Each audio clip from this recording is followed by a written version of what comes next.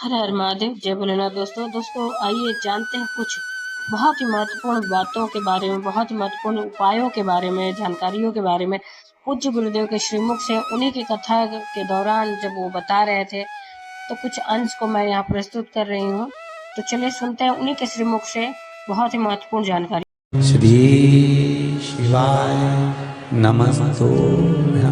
श्री शिवाय नमस्तुभ्यं।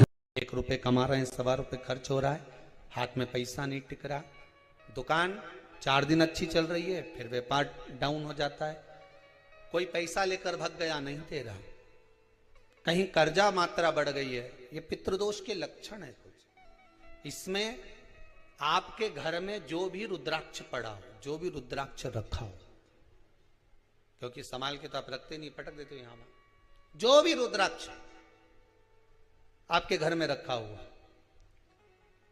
एक पानी के पात्र में उस रुद्राक्ष को डाल दीजिए, उसमें 1 चावल का दाना डाल दीजिए। महाराज, परिंदा जहां होता है, मटका, हंडा या रसोई घर में आपका जो पानी भरने का स्थान होता है, जिसको आरो वारो क्या क्या लगा के रखते हो, उसी के कहीं पास में उस कलश को रख दीजिए, ऊपर से उसको ढक दीजिए।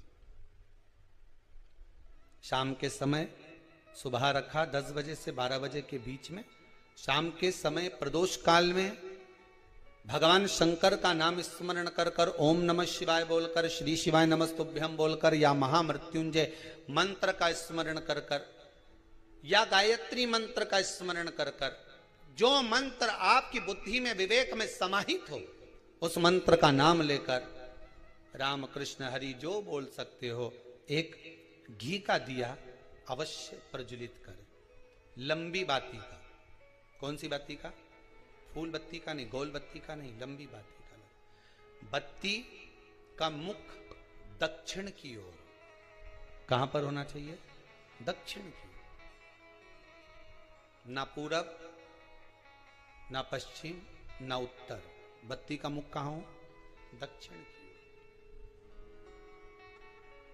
जैसे श्राद्ध पक्ष में ब्राह्मण को जब भोजन कराते हैं, तो ब्राह्मण का मुख श्राद्ध पक्ष के भोजन कराते समय अगर पूरब, पश्चिम और उत्तर का होता है, तो श्राद्ध के भोजन का फल नहीं मिलता।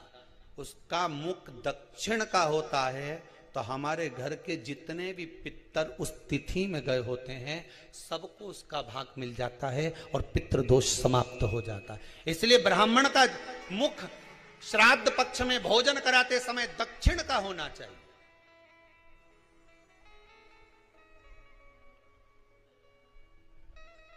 ब्राह्मण का मुख दक्षिण का हो।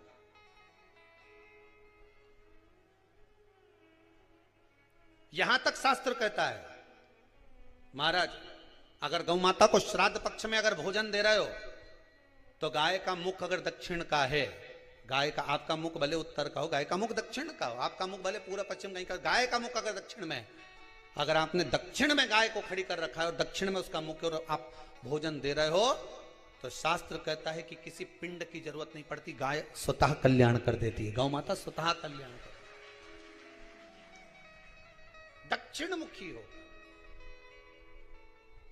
तो दिए की जो बाती का मुख कहां होना चाहिए? दक्षिण का। और दक्षिण का मुख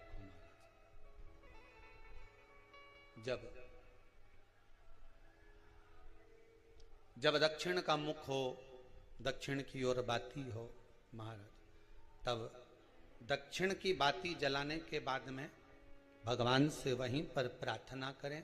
जो कलश रखा है, उसके ऊपर जो प्लेट रखी है, ढाका गया है, वहां अपना सीधा हाथ रखें और अपने पूर्वजों का, अपने पितरों का स्मरण करें कि मेरे धन को लेकर कोई चले गया, मेरा व्यापार ऐसा चल रहा है, मेरा घर में बच्चों का विवाह नहीं हो रहा, या घर में इतनी अशांति है, या तकलीफ है, या कष्ट है, ये सब का स्मरण कर कर उस कलश को रात्रि भर रखे रहने दें।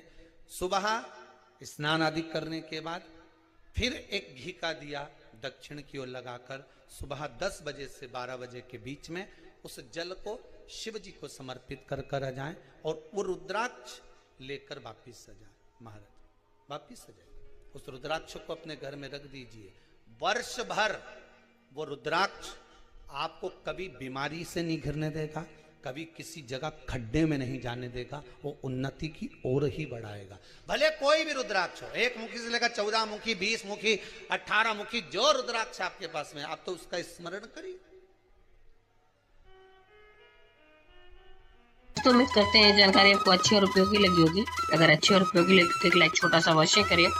आप पहली बार मेरे चैनल पे आए तो मेरे चैनल को सब्सक्राइब करिए, बेल नोटिफिकेशन अवश्य दबाइए, जिससे आने वाले वीडियो आपको समय से प्राप्त हो सके। दोस्तों कोई भी प्रश्न या सुझाव कमेंट बॉक्स में लिख सकते हैं। फिर मिलते हैं दोस्तों एक नई जानकारी के साथ नए वीडियो में। तब तक के लिए जय भोलेनाथ, हर हर महादेव, श्री शिवाय नमस्तुभ्यम। धन्यवाद दोस्तों।